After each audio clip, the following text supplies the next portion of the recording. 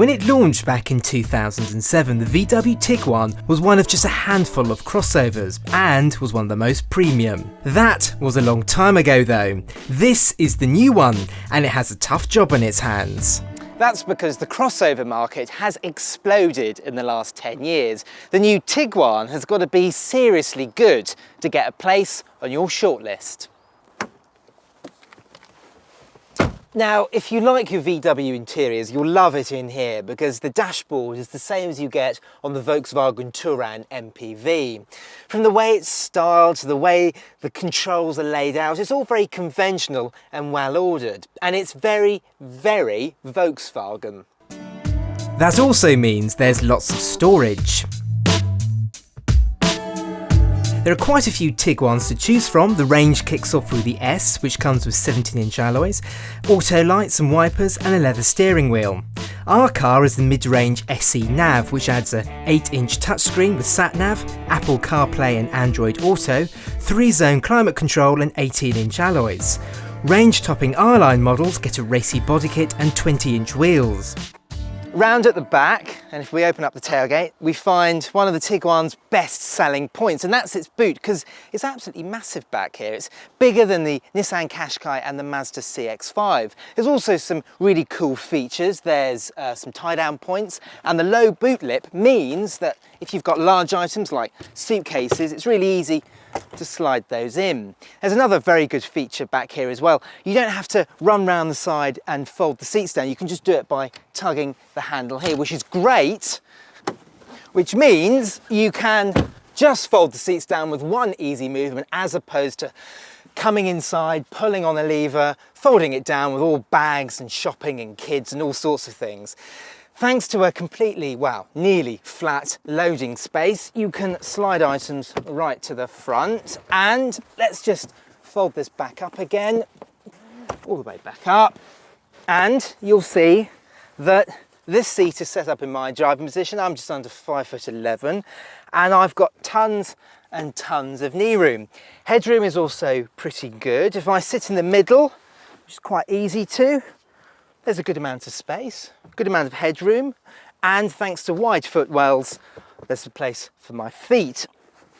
We've also got picnic tables for the kids, which is great on long journeys. This particular car, we've got heated seats, armrest here with a couple of cup holders to get nice and comfortable, and for the ultimate in comfort, these seats also slide forwards and backwards, and the backrest moves backwards and forwards to try and get the ultimate seating position. There's a small range of engines to choose from, but the 148 brake horsepower and 187 brake horsepower 2-litre diesels will prove the most popular. A powerful 237 brake horsepower 2-litre bi-turbo diesel is also available. But if a small petrol engine is what you need, there's a couple of 1.4 turbos and 178 brake horsepower 2-litre. There will also be a plug-in hybrid available later in 2016. There's good visibility, and if you want to lord it over other motorists, you can always pump up the driver's seat for that commanding driving position. The steering is light and the whole car feels quite agile. It also is very hushed and quiet, especially on the motorway, which is very unusual for a car of this size. CO2 emissions of 125 grams per kilometre isn't the best in class, but claims fuel economy of 58.9 mpg is strong. We got 43 mpg, which isn't brilliant, but nor is it especially bad. Now, Tiguan comes with quite good ground clearance, which is good if you want to go off-road, but this particular Tiguan is only two-wheel drive, and I don't much fancy risking getting stuck, so I'm just going to reverse back out onto the road because, let's face it, this is a two-wheel drive Tiguan, and spending its time on the road is really what most people are going to be doing with it. For the proper off-road experience, there are four-wheel drive versions available, but that's pretty much where the good news stops, as the Tiguan does have some faults. The first is how this car rides. Now, this SE Nav comes with 18-inch alloys. Now, it's quite a small alloy wheel and it's got deep profiled rubber, but this car still patters over bumps and it's not a very comfortable ride. The second is that engine. It's 148 brake horsepower, 2-litre diesel, and in most other VWs it's a very strong, punchy engine, but in this it feels, for some strange reason, really quite lethargic, and it means that whenever you need to overtake something, you're constantly having to change down, which can get quite wearing. The Tiguan isn't especially adventurous to look at either.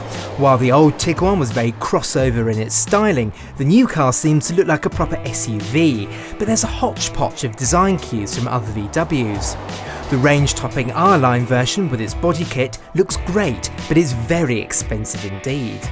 Now, while the cabin is screwed together well, some of the materials used in here aren't the best. Yes, there are some soft touch plastics across the top of the dash and across the top of the doors, but elsewhere there's loads and loads of scratchy plastics. It's not really up to the usual standards we expect from VW these days. If you were hoping the Tiguan feels just like a high-rise Golf, you're going to be a little bit disappointed. The Tiguan also isn't cheap. Spec for spec, it's less well equipped than its nearest rivals, with a lot of the desirable equipment reserved for the expensive options list. The VW Tiguan is what you'd expect from a VW crossover. It feels just like a high-rise VW in most areas. This second generation car is well equipped, and I'm sure it will offer dutiful service.